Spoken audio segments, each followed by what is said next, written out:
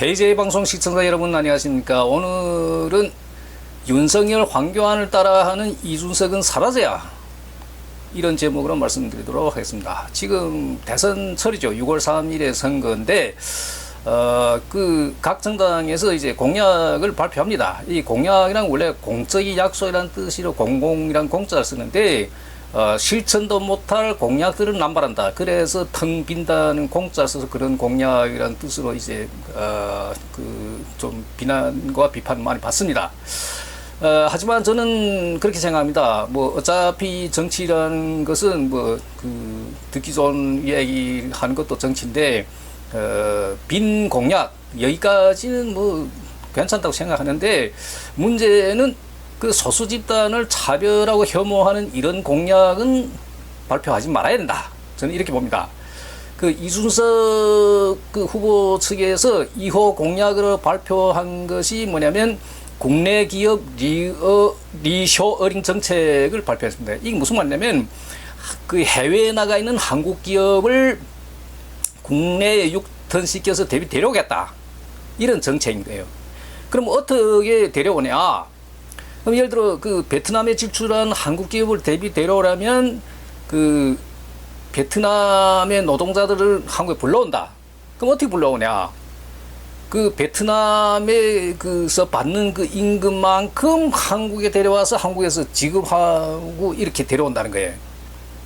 이런 걸 이제 외국인 노동자들한테 차등 지급이라고 그러는데, 차등 지급, 그러니까 노동법에 의하면 최저임금을 줘야 됩니다. 최저임금이라는 게 예를 들어 시급이 10,000원이다. 그러면 9,000 얼마다. 그럼 거기다 이제 적용시켜야 되죠. 그렇게 되면 이 외국인들도 와서 주당 48시간 일했다. 그러면 매월 192만 정도? 그 다음에 또 추가 수당 이런 것까지 합하면 200만 넘습니다. 근데 제가 조사해 보니까 베트남의 임금이 40몇만, 그러니까 하노이 같은 데 조금 높은데 50만이 되더라고요. 그래서 베트남 노동자들한테 50만 지급하고 한국을 데려오겠다. 그러면 기업들이, 베트남에 있는 한국 기업들 대비 돌아오지 않겠냐. 이런 공약이에요. 자, 근데 이게 외국인 노동자한테 임금을 적게 주자. 이 주장은 나경원 의원이 전번에 당대표 후보로 나섰을 때 이런 공약을 한 적이 있습니다. 그래서 사회적으로 많은 비판 받았습니다. 그 다음에 윤석열 대통령은 또 뭐라 했냐면, 외국인 유학생을 가사 노동자로 고용하면 최저임금을 주지 않아도 된다. 이런 이야기를 했습니다. 그 다음 또 황교안 씨는 한술 더 떠서 뭐라 했냐면, 이주 노동자는 한국에 기여하지도 않으니 한국인과 동일한 최저임금을 줄 필요가 없다. 그러니까 이게 무슨 말이냐면, 이주 노동자들은 한국에서 돈만 벌어가고 세금도 안 내니까 그 사람들한테 왜 한국인과 같은 임금을 주냐, 이런 뜻이에요. 자, 총리도 하고, 대통령 대행도 했던 사람이, 세금 안 낸다고 이렇게 주장하죠. 자, 한심한데. 그러니까 지금 이준석이 이 공약은 지금 윤석열이든지 황교안이든지 나경원이든지 지금 다 같은 맥락들이에요. 같은 맥락들이. 예? 외국인을, 그러니까 국내와 있는 이주 노동자들 차별하고 혐오하는 이런 발언의 동일선상에서 지금 나온 공약이죠, 이게. 예? 그러면 이준석이 리쇼어링, 즉 한국 기업을 유턴시킨다는 이 정책이 지금 무슨 문제, 이 공약에 무슨 문제점이 있냐면, 방금 말씀드린 베트남의 노동자가 국내에서 50만 받는데 한국 데려와서도 50만 주고 쓰겠다. 아니 50만 받고 누가 와요? 누가 외국에 와서 개고생하면서 국내 같은 임금 받고 누가 와요? 그리고 또 국내 물가하고 베트남 국내 물가하고 또 한국 내 이 물가가 또 다르지요. 예를 들면 한국에서 50만 받고 젊은들 살 수 있다? 아니, 말도 안 되는 얘기죠. 여자들 화장품도 싸고 무슨 전화비도 써야 되고, 예? 밥도 먹어야 되고, 일상생활 하는 데만 해도 50만 넘어 들어요. 그 사람들이 왜 한국에 와? 그다음에 중국 기업가 있는 그 기업들, 한국 기업들은 뭐 한국에 불러들이려면 그 중국에서 예를 들어 뭐 월 임금이 뭐 3,000위안이라면 3,000위안 주고 중국 노동자들 불러들이겠다. 아 누가 그 보고 와요? 아니 그 길 지나가는 사람 아무 사람 배우지 못한 정치 아니라 이준석처럼 하버드 대학 안 졸업하고 그 뭐 대학도 못 졸업하고 일반 노동자들 할 때 길 지나가는 사람들 붙잡고 물어보세요. 50만 주고 베트남 사람들 이거 오냐고, 3,000위안 주고 중국 사람들 이거 오냐고. 아니 일반 시민들도 다 알 상식을 대통령 후보가 이런 이야기를 한다? 아 이건 말도 안 되는 어떤 이런 공약이고, 그 다음에 이 이주노동자 임금 차등 지급 문제는 이게 그 국제노동기구 ILO라고 있습니다. 거기하고 한국이 협약돼 있는데 그 국제노동법에 위배되는 겁니다. 국내 또 노동법에도 안 맞고.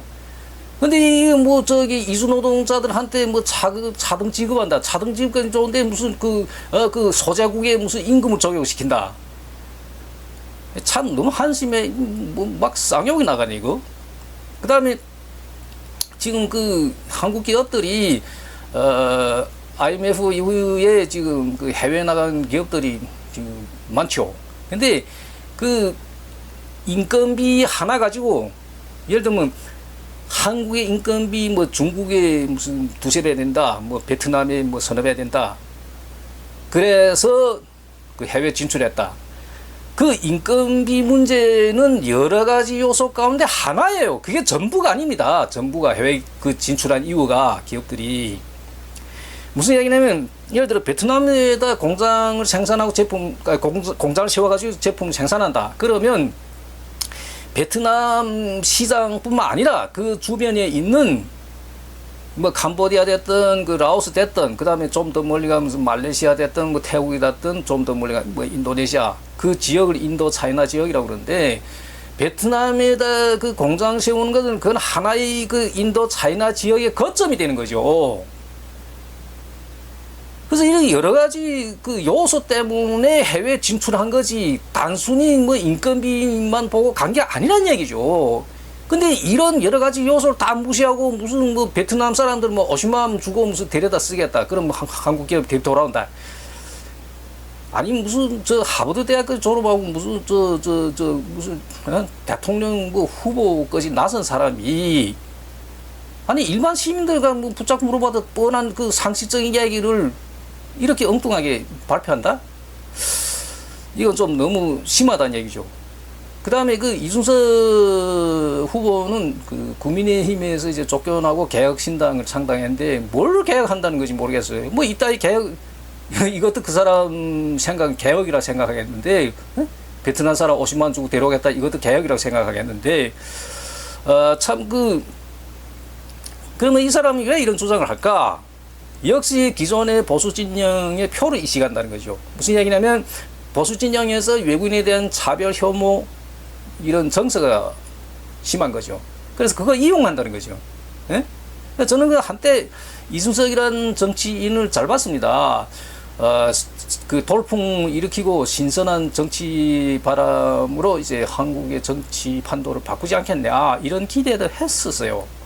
근데 최근에 점점 보니까 뭐 얼마 전에도 그 중국이나 그 몽골 사람들이 위한 그 국민연금 무슨 그 사람들 생계를 위한 그 사람 노후를 위한 무슨 국민연금 제도다 뭐 이따 이야기나 하고, 예? 아니 좀 그 정책도 좀 들여다보고 이야기를 하든지 아니 몽골 같은 데는 아예 무슨 여기 국민연금 뭐 가입도 안 돼 있는데 무슨 몽골 사람들이 뭐 생계후 노후를 위한 무슨 국민연금 제도 너무 그 한심합니다 이 사람이. 자. 이 이준석이 하는 행태를 보면 한국 정치 세대 교체가 왜 이렇게 어려운지 알 수 있어요. 이 사람들이 이 젊은 정치인들이 한때는 뭐 국민들이 바라는 게 많았죠. 근데 하는 행태를 보면 정말 이 엉망이에요. 최근에 그 국민의힘에 그 윤석열 파면되고 뭐 여러 가지 이제 풍파를 겪으면서 30대 그 비대위원장을 이제 김용태 비대위원장을 앉혔는데. 이 사람 역시 재보건대는 엉망이에요. 뭐 뜬금없는 무슨 그 대선 후보 배우자 토론회를 열자.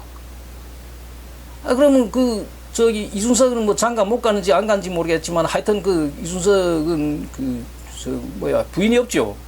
그러면 이재명 부인하고 김문수 부인이 뭐 두 사람 토론회를 하자는 이야기인데 그럼 그 노리는 게 뭐겠어요? 그 뭐 10만 4천 원인지 무슨 그런 버카 그거 공개해 가지고 표를 얻자 이런 목적이었는데 이게 정치권에서도 이게 비난이 많습니다.